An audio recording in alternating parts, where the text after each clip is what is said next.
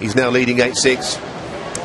Well, I mentioned Ryan's daughters at the top of the programme. His eldest, who is Francesca, has apparently in the last couple of years got so fed up of telling him to win, Dad, that she's now telling him to lose, Dad, because it seems to be having the opposite effect. You see, children, reverse psychology, it works a treat.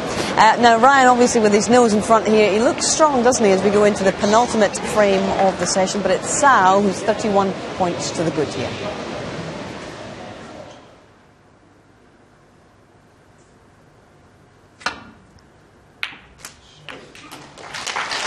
Well, he knew that at the start of the qualifier, so, you know, it's a great achievement, Neil, when you think. But isn't it every match he's played, if he doesn't win it, he's off tour, and, of course, it gets more difficult when he gets the Crucible. Surely he'll get a wild card.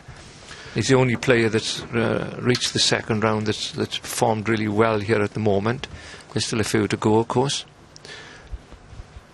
Well, I suppose it has to come to an end of how many promising players can get wild cards. The European wild cards, Luca Brissell from Belgium, who we saw. Well, that's great to see him get one. Tony Drago, always good to see him playing. Of course, the Maltese player, he's also been given a wild card to compete next season. Other Chinese players will be looking for one as well. Wow. Chow, you're paying 3. There was nothing difficult about that shot, because it's just a natural to run through onto the black. Can I assume he took his eye off the pot? Yes, often you see that when there's a cannon involved, you have to flick off those reds and pink for the black, but it's one of those unforgivable ones. Yeah, and usually you'd think that if you're going to miss it, you miss it on the other side of the pocket. It's a very important shot that he's missed there.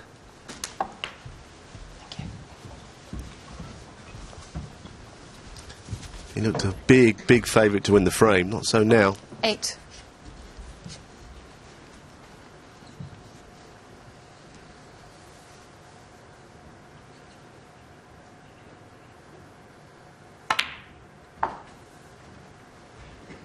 Nine. Important for Ryan to take full advantage.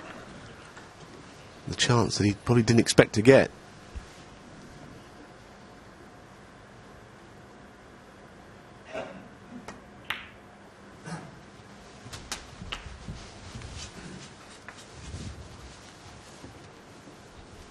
$16. You have to be careful. He's looking at that red. He's already given a foul away. 17. And there's a little bit shorter pace there. He can hold the cue ball, but he's going to have to play it quite gently. He may use the pink as a buffer. All depends how he feels. No, he had plenty of room there. Now he could well, if he'd have played a better shot in the black, left an 24. angle on this red to dislodge one of the awkward ones on the right hand side and stayed on the pink. But that chance is gone for now.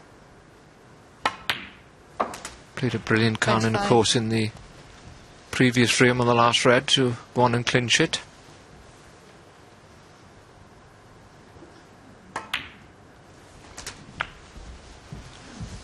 Welsh hopes are certainly a little higher than they were about 30 minutes ago. It looked as if he could have been caught at 7-all. Well played. Always takes the chance to bring him into play. And cannon from a red onto a red. The class that we saw in the last frame that won him a frame with an excellent cannon. And show again.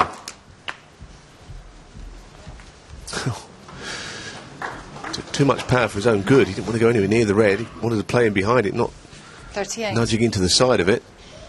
Oh dear. He knows that ball he missed to the left corner might cost him a place on the tour, never mind anything else. I know he's not lost the match yet. But those are the pressures these players are under. I think if he didn't stay on the tour, that would be a great shame, because he's shown a lot in this championship.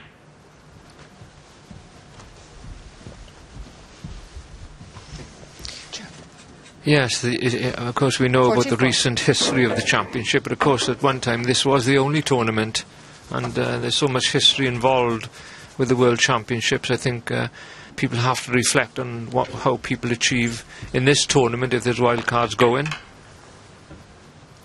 Still don't know how he missed that, to be honest. Well, he's wondering the same thing sitting there.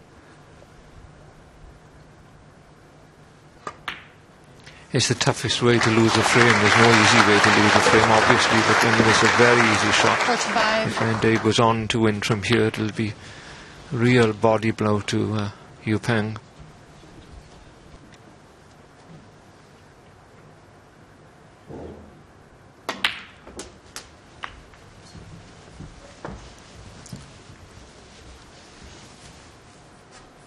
$52.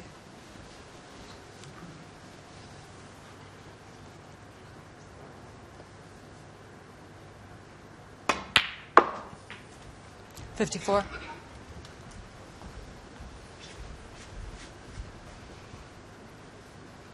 His frame ball.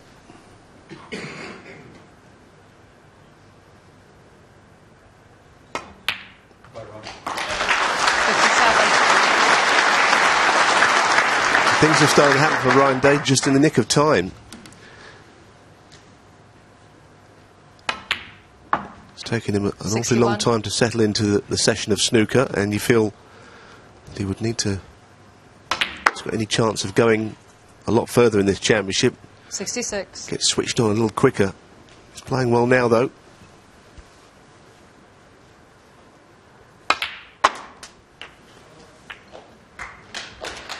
$72.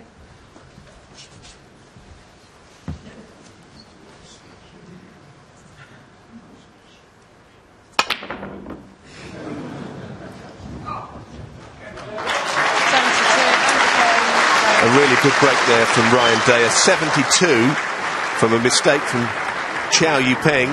Crucial one as well. Ryan Day will lead going into the final session, but by what score? It's currently 9-6 with 1 frame to play.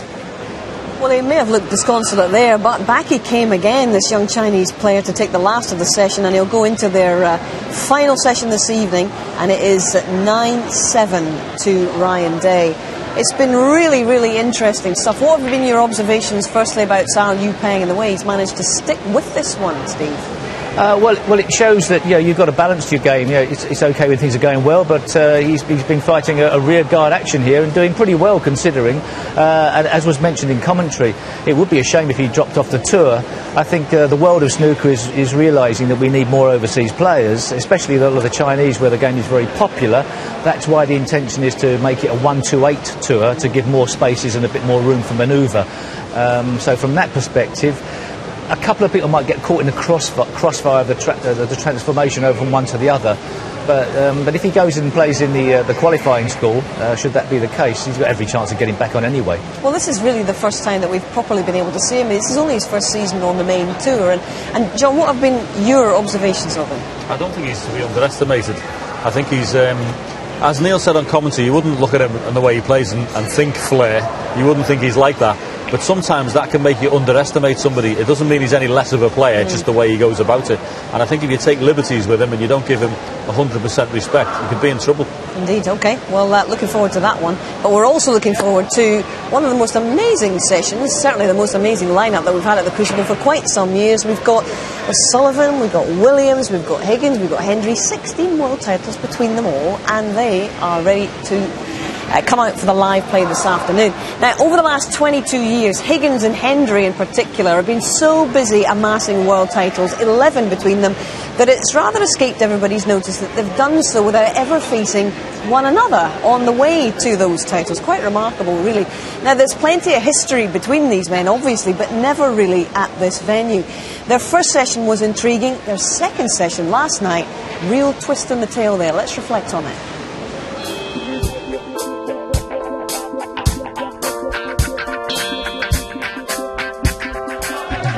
The two legends shake hands for the frame.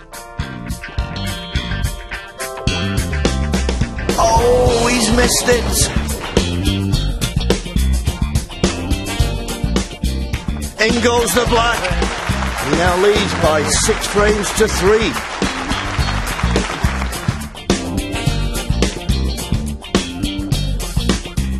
What is John doing tonight? He looks all over the place.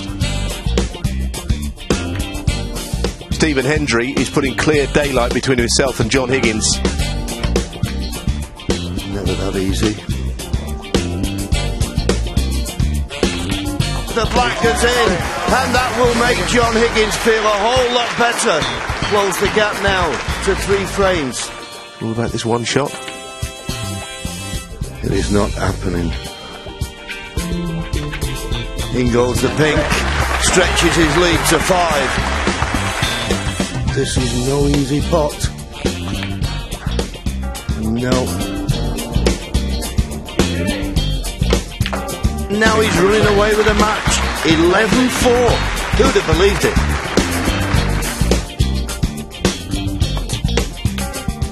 It couldn't get any worse.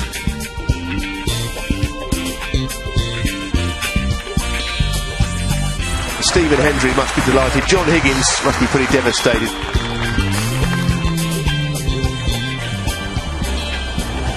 Oh, look at that scoreline. Hendry within 1 frame of a place in the quarterfinals for the 18th time in 27